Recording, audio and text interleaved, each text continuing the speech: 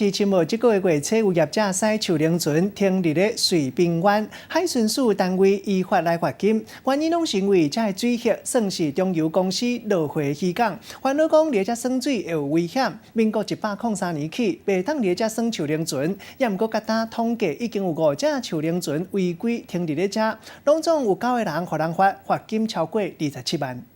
1点橡皮艇及7点独木舟。业者使树林船来做带头，带一甲本船的游客来到这个东北角的唱片岩，享受水上的风光。就是这个画面，刷去予海巡来甲录影搜证，这声就吃力啦。那是什么问题？你是说船进去的那个是吧？对。驾驶是还阁无傻傻，一个门才发现讲已经树林船袂当来的禁区，只好乖乖啊来认罪。代志是发生伫个这个月初。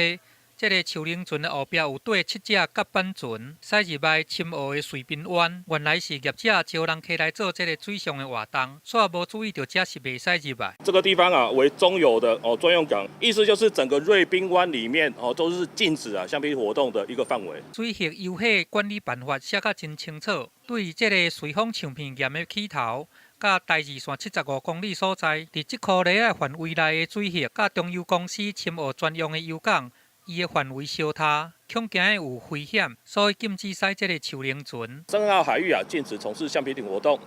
将依规定函送主管机关裁处3至15万的罚款。规章嘛，伫个2014年就已经明文来公告啊。不过今年才拄过一半年，就有5台这个树林船9个人弄入来，一个人爱罚3万，罚金拢总有27万，而且提醒民众讲。想要耍水，就要先调查清楚，确认有关的公告，才袂欢喜出来耍，煞有幸转去。